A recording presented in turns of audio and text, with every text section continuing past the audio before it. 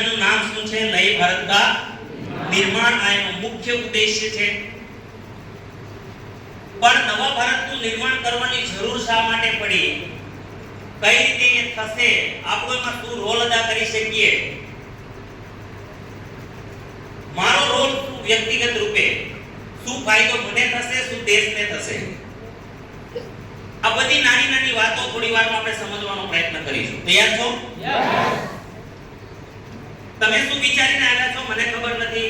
આજે બે વાતો ક્લિયર કરવી છે। એક તો આપણી જિંદગીનો ઉદ્દેશ્ય અને આરસીએમ નો ઉદ્દેશ્ય। હેલો, જો એ બે મેચ થતા હોય તો કામ બનશે। કુંડળી જો ભાઈ સોનમની રાજાની કુંડળી નહોતી મળતી, સોનમે ઉડાડી દીધો ભાઈ। આયા ને આજકાલ બહુ ચર્ચામાં છે। યસ, તો કુંડળી મળવી આપણી વાત તો ઈ મને બીજી ખબર પડી તો નામ આપ્યું કુંડળી ભાઈ કે છે મુંદાર કુંડળી એટલે મને બીજી કઈ હંમેશા બહુ આઈડિયા ના આવતો। કુંડળી એટલે એવું છે કે આપણો ઉદ્દેશ્ય અને સામેવાળાનો ઉદ્દેશ્ય એક થઈ જાય, કુંડળી મળી જાય, બીજું શું હોય છે? બીજી કુંડળી હોય એટલે કુંડાળે ન ચડે, આજે સીધું ચાલે, એટલે બે હોઈજા કરે, ભટકાય, આને આમ જાવ ને સામેવાળાને આમ જાવ એટલે બે કઈ સીધું મેળ પડે નહીં।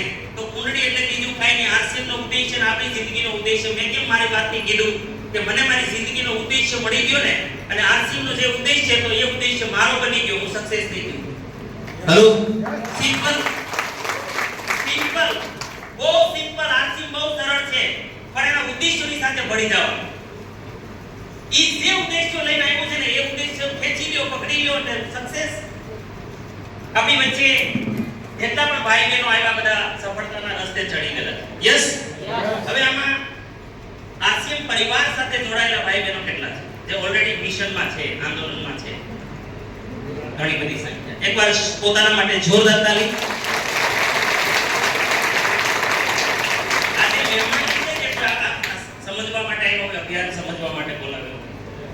જે પણ મહેમાનો છે ફર્સ્ટ ટાઈમ, વાવ ગ્રેટ, મોટી સંખ્યામાં છે। એકવાર આ મહેમાનો માટે જોરદાર તાલી, શાનદાર તાલી।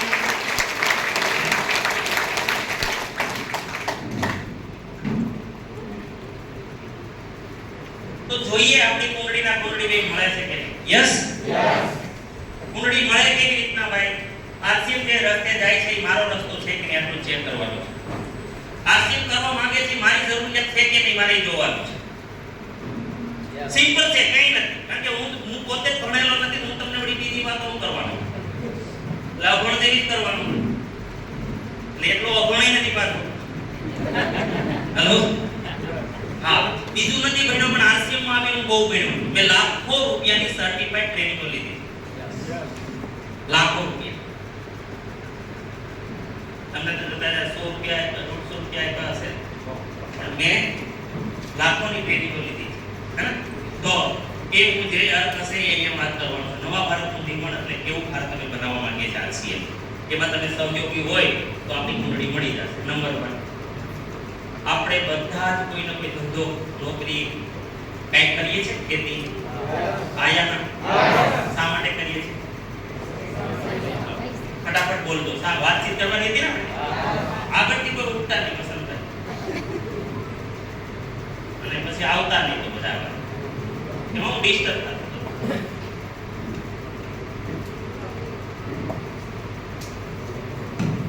ભગવાન આ બધી એવી મનને એવું બનાવ્યું છે ને, મેં કીધું જે હેતુ માટે ગયા હોય ને આપણે સેકન્ડમાં ભૂલી જાય। એટલે શું થાય ખબર? હકીકતે આવ્યા શા માટે? તમને હમણાં કોઈ તમે આવ્યા ત્યારે મગજમાં શું કામ આવ્યા? પ્રોગ્રામ નીકળશો તો પૂછે ક્યાં ગયા હતા, આઈ તો નીકળે શું કામ જોવું? ભૂલી ગયા આપણે, ભગવાને કર્યું છે એવું, એટલે કે છે ને માયા કહેવાય। શું કહેવાય? માયા। કઈ ફસાઈ જાય કઈ નક્કી નહીં, મને જ ફસાઈ દીધો તમે। તેના માટે કામ કરો છો ભાઈ, કાઈ પણ પ્રકારનું કામ છે એના માટે ફટાફટ પૈસા પૈસા ન કરો, ભેગા લઈ જાઓ તો અલ્ટિમેટમ પૈસા જરૂર તમારે, એ લવમાં પડો પડો પૈસા। પૈસા શું કરો? બોલો બોલો ફટાફટ, શું કરો? બેન શું કરવા માટે? જીવન ચલાવવા માટે. ઓકે, જીવન ચલાવવા માટે. ચાલો પછી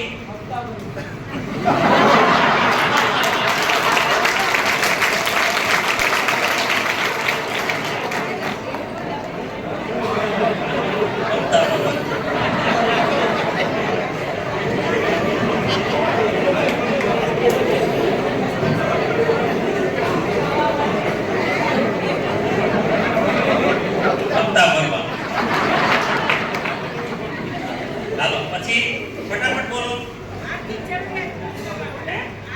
આ એ તો આર્થિક આવ્યું પણ આર્થિક શું કામ જોઈએ એ મેં મારો મુદ્દો છે. તો બરાબર સપનાઓ માટે. સપનાઓ માટે. અચ્છા, સપનાઓ એટલે હું કેવા વાળી સપના? હું રાજાની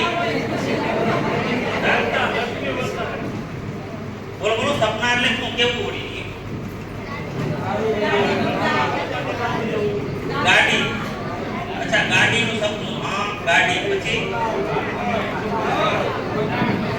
બંગલો. અચ્છા, બંગલો. વાહ. પછી જ્વેલરી. વાહ. એટલે શું કહેવાય? ઘરેણા. હા, ઘરેણા. ચાલો પછી આ ફોર વ્હીલ આવી ગઈ. પછી દુનિયા ફરવું છે, ફરવા માટે. ઓકે, ચાલો ફરવા માટે. પછી અચ્છા, બાળકો વળી એજ્યુકેશન ની જરૂર છે. તમે ભણ્યા બાળકોનું ફરક. હા, એજ્યુકેશન. હાલો, મને હું વાંધો, હું તો લખું બાબા એજ્યુકેશન. હા, પછી ખાડો પૂરવા. એ તો આવ્યો ખાડો.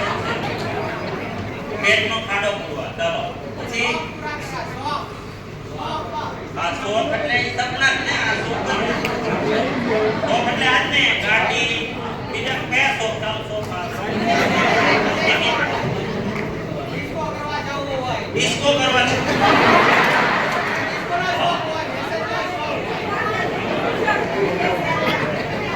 Dance, entertainment. ઓકે, બોલો બોલો.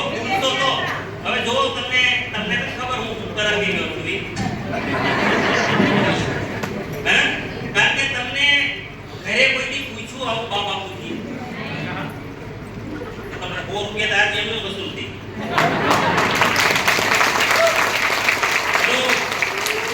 કોઈ આવી રીતના ખુશી કોઈએ પૂછ્યું આપણને કે આપણે હું કામ નોકરી કરીએ? આ લોઢા લઈથી રોજ ખેતીમાં શું કામ? આટલી બળતરા ધંધામાં કરીએ શું કામ? શા માટે? મેળવવું છે શું? છેવટે અચ્છા, આ બધું મળી જાય એટલે શું થાય? હવે એ કલ્પના કરી લો કે આ બધું મળી જાય તો શું થાય? આનંદ મળે. પણ છેવટે તો હતા ત્યાં આવ્યા. ખુશાલી જોઈએ ના? શું જોઈએ? ખુશાલી. તો આરસીએમ નો પહેલો જ મંત્ર છે કે ખુશહાલ યહાં પર હરજન હો.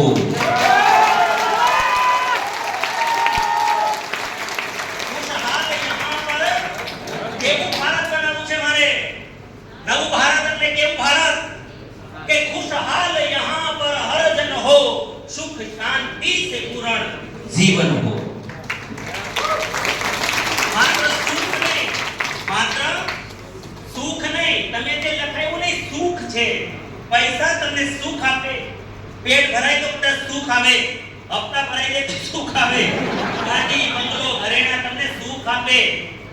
એસી તમને સુખ આપે. ફ્રીજ તમને સુખ આપે. શાંતિ નો. જો આ બધી વસ્તુ માણસને શાંતિ આપતી હોત તો અમીરોના ઘરમાં કોઈ દિવસ ઝઘડો ન થાય.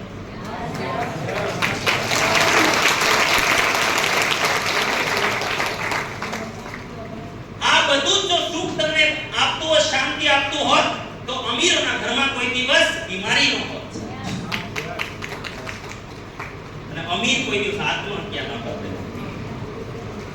પણ આ તમે જે વ્યાખ્યા કરો છો એ સત્ય પૂરી નથી. સુખ છે એ ભૌતિક છે, બહારની દુનિયાનું છે, પણ શાંતિ છે ને એ આત્માનું સબ્જેક્ટ છે.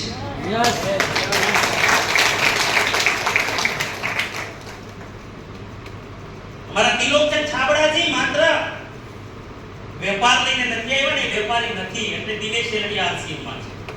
વેપાર તો મારી પાસે છે, મારે આરસીએમમાં શું વેપાર કરવા છે.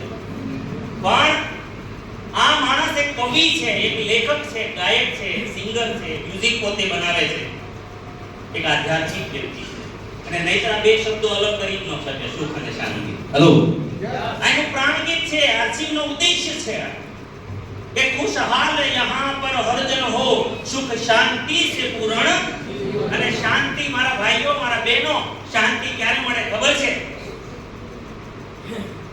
જ્યારે તમે નિર્દોષ, નિષ્પાપ, નિસ્વાર્થ કોઈને મદદ કરો, બીજાને આગળ લાવો, ત્યારે તમારા જીવનમાં જે શાંતિ મળે ને, તમને પૈસા ન આપે, ગાડી ન આપે, બંગલો ન આપે.